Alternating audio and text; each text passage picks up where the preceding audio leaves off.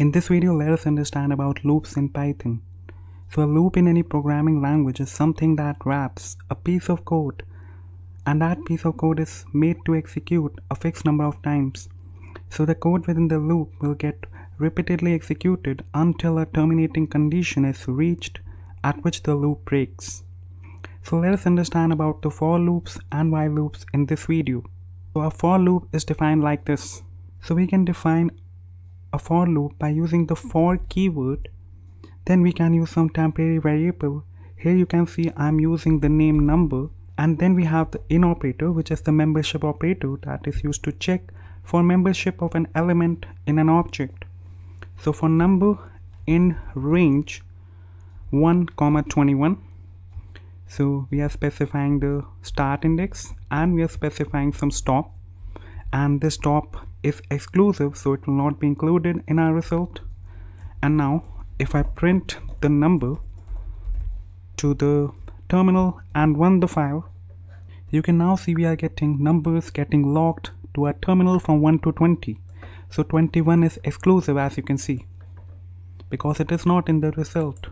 So we will see more use cases on loops as we go along with this series. So let us see while loop in action. Now while loops are also very much similar to the for loop. So let us define a while loop. So first what I will do is I will define a variable answer and set that to the input function. So we'll discuss about this prompt function in detail in a later video. And I can ask what is in my hand. Okay, so this is a question. So we'll continue to ask for user input until the user types coins. So we can use the while keyword and we can set up a condition while answer is not equals to coins. And this means that as long as our answer is not coins, we'll continue to run the code block defined within the scope of this while loop. So I can say print you are wrong, and I will again ask the user the same question till he gives the correct answer. So within the while loop I can again ask the question what is in my hand. We are again asking the question to the user, and once he answers coins, then we will come out of the while loop, because in that case what will happen is coins is not equal to coins. This is false. So the condition breaks and we will come out of the while loop, because at that point our condition is breaking, and then we will execute the first statement right after the for loop, which is this: print you are right. So this entire code block means that as long as my answer is not coins, keep answering the question, and as and when our answer becomes coins, you guessed it right, and therefore we print the statement that is on the line 297. So that was a good example. Now we know what for and while loops are in Python. Let us see how we can apply them on lists, tuples and dictionaries, about which we learned earlier. So iteration on lists, tuples and dictionaries. So first I will start with lists. So we learned that list is a type of container that can hold elements of multiple types. We also learned that it is mutable, ordered, and duplicate elements in a list are permissible. So let us define a list of numbers. I will say numbers and set that to 1, 2, 3, 4, 5. So for iterating over the list of numbers, I can say for number in numbers and print the number and run the file. So let us first execute this piece of logic that we defined. So what is in my hand? If I type stones, press enter, you are wrong. It will again ask what is in my hand. I will type coins and it says you are right. Then this piece of code will run, which will loop over our list of numbers and will print each number to the terminal. So we are getting 1, 2, 3, 4, 5. Now we can also do the above same thing using range and len functions together. So I can say for index in, I can use the range function and I can pass on the length function, within which I can pass on the numbers list, and I can print numbers and reference the number that is sitting at the current index. So let us run the file, and we are getting the same output 1 2 3 4 5. Also let us comment the above code, this one, and keep it for reference. But I won't recommend this way of iterating with the list. So first one, which is this one, looks a lot cleaner.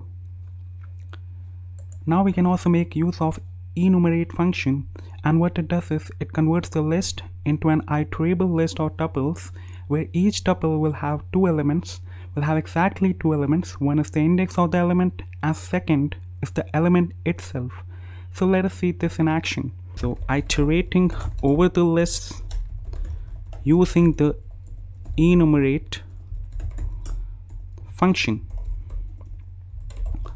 So I can say for, and I can use the parenthesis within which the first thing we will get is index of the number and the number at that particular index, and I can say enumerate, pass on the numbers, and then I can print the index and the current number, and let us run the file. So now you can see the index and the number that is sitting at that index are getting logged to the terminal. So 1 is sitting at index 0, 2 is sitting at index 1, 3 is sitting at index 2, 4 is sitting at index 3, and 5 is sitting at index 4. So now let us move forward with iteration on tuples. So we know that tuple is a collection of immutable elements, and it is ordered, and duplicates are allowed in case of a tuple, and the above ways of iterating over a list works on a tuple as well. So you can easily achieve that. So moving forward, let us now understand iteration on a dictionary.